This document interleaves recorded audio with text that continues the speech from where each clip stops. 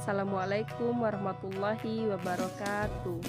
Perkenalkan, nama saya Musliarni, NIM 8561959668. Saya mahasiswa semester 5 PGSD UT Pokjarbawan. Di sini saya akan menampilkan praktek pembelajaran terpadu di SD dengan tema 1 indahnya kebersamaan, subtema 1 keberagaman budaya bangsaku, pembelajaran 3 kelas 4, dan dosen pembimbing saya adalah Bapak Zulhendri MPD. Assalamualaikum warahmatullahi wabarakatuh. Selamat pagi anak ibu. Semoga anak ibu tetap semangat ya belajarnya, walaupun sekarang kita belajarnya secara daring. Bagaimana kabarnya hari ini nak? Sehat ya? Alhamdulillah. Jadi kita memang diwajibkan untuk selalu mengucapkan syukur kepada Allah, karena Allah telah memberikan kita kesehatan sampai dengan sekarang ini. Banyak kita lihat teman-teman seusia anak ibu banyak yang tidak dapat bersekolah karena mereka terbaring di rumah sakit. Anak ibu, sebelum kita mulai pembelajarannya, marilah kita berdoa ya. Berdoa mulai selesai. Baiklah anak ibu, untuk pembelajaran kita hari ini ada 3 tujuan pembelajaran yang harus kita capai nanti ya. Yang pertama, setelah percobaan anak ibu mampu menjelaskan sifat-sifat bunyi merambat dengan lengkap. Yang kedua, setelah membaca teks tentang membantu sesama, siswa mampu mengidentifikasi gagasan pokok dan gagasan pendukung setiap paragraf dari teks tulis dengan mandiri. Dan yang ketiga, setelah membaca teks tentang membantu sesama, siswa mampu menyajikan gagasan utama dan gagasan pendukung setiap paragraf. Anak ibu masih ingat tidak pembelajaran kita pada hari sebelumnya? Ingat ya? Jadi pembelajaran kita sebelumnya kita sudah membahas tentang keragaman alat musik tradisional. Kita tahu Indonesia ini sangat-sangat kaya. Dari Sabang sampai Merauke itu saja sudah banyak sekali ragamnya alat musik tradisional kita ya. Oke, kita masuk ke pelajaran kita hari ini ya. Sebelumnya ibu bertanya dulu. Anak ibu tahu tidak bagaimana sih bunyi itu dapat sampai ke telinga kita? Ayo, ada yang tahu?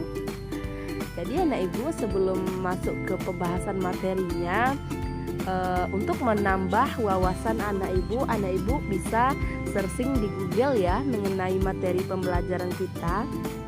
Oke anak ibu, supaya nanti anak ibu lebih memahami materi kita, nanti insya Allah akan kita lakukan percobaan tentunya di rumah kita masing-masing ya. Ada 3 jenis percobaan tentang mengetahui sifat bunyi merambat. Baiklah, percobaan ini anak ibu lakukan berdasarkan kelompok daring yang sudah ibu bagi ya. Yang mana percobaan yang pertama tujuannya untuk mengidentifikasi sifat bunyi merambat melalui udara. Alat dan bahan yang kita butuhkan yaitu selang plastik panjangnya kira-kira 2 meter atau lebih. Langkah kerjanya, yang pertama pegang salah satu ujung selang dan minta temanmu memegang ujung lainnya. Yang kedua, dekatkan ujung selang ke telinga. Yang ketiga, minta temanmu berbicara melalui ujung selang yang ia pegang. Kemudian yang keempat, dengarkan dan catat apa yang ia sampaikan. Berikan hasilnya kepada temanmu untuk diperiksa. Percobaan yang kedua tujuannya mengidentifikasi sifat bunyi merambat melalui benda yang padat. Alat dan bahannya yang kita butuhkan, yang pertama gelas plastik 4 buah, benang kasur, paku. Kemudian langkah kerjanya, Buatlah satu lubang kecil dengan ujung paku di tengah dasar gelas plastik. Kemudian potong tali kasur sepanjang 2-3 meter. Kemudian masukkan benang ke dalam gelas plastik melalui lubang kecil. Kemudian buatlah simpul agar tidak lepas, dan jangan lupa hasilnya dicatat ya. Oke, kita masuk ke percobaan yang ketiga ya. Tujuan percobaan yang ketiga mengidentifikasi sifat bunyi merambat melalui benda yang cair. Alat dan bahan yang kita butuhkan yang pertama ember besar, air, batu koral, dan corong kecil. Langkah kerjanya yang pertama, isi ember dengan air hingga penuh. Yang kedua, masukkan corong ke dalam ember hingga bagian bawahnya terendam. Usahakan corong tidak menempel pada ember. Langkah yang ketiga, ketukkanlah salah satu sisi ember dengan menggunakan batu secara perlahan. Sementara itu, dekatkan telingamu pada bagian atas corong. Kemudian, terakhir dengarkan dan catat hasilnya. Oke, anak ibu, jangan lupa anak ibu juga boleh meminta bantuan kepada orang tuanya di rumah ya. Oke, ibu harap anak ibu sudah paham ya.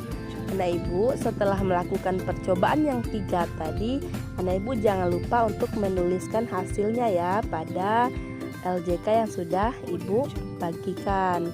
Kemudian dalam materi kita ini ibu simpulkan sedikit bahwa sifat bunyi merambat yang pertama, bunyi merupakan gelombang yang perambatan arahnya sejajar dengan arah getarnya. Bunyi dapat terdengar jika memenuhi syarat-syarat berikut. Yang pertama, jika ada sumber bunyi. Yang kedua, jika ada media penghantar. Dan yang ketiga, jika ada pendengar. Kemudian kesimpulan yang kedua, bunyi yang berasal dari sumber bunyi sampai kepada pendengar dengan cara merambat tentunya. Kemudian kesimpulan yang ketiga, bunyi dapat merambat melalui media perantara udara, zat cair, dan benda padat. Bunyi tidak dapat merambat tanpa adanya media perantara tersebut. Jadi, jika kita berada di luar angkasa atau ruang hampa udara, luar angkasa itu kan ruang hampa udara. Jadi di luar angkasa ini sudah otomatis kita tidak bisa mendengarkan bunyi. Kenapa? Karena tidak ada media merambatnya. Baiklah anak ibu, tetap semangat belajarnya ya.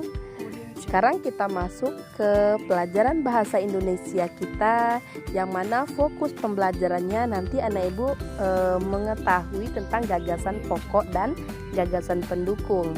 Sebenarnya gagasan pokok dan gagasan pendukung ini juga sudah kita pelajari pada materi sebelumnya ya. Ayo, siapa anak ibu yang masih ingat apa itu gagasan pokok? Oke. Gagasan pokok itu adalah ide utama yang dibahas dalam suatu bacaan. Sedangkan gagasan pendukung adalah uraian atau tambahan informasi untuk gagasan pokok. Kalau dalam bahasa kita yang sering kita sebut, kalau gagasan pokok itu inti dari sebuah cerita.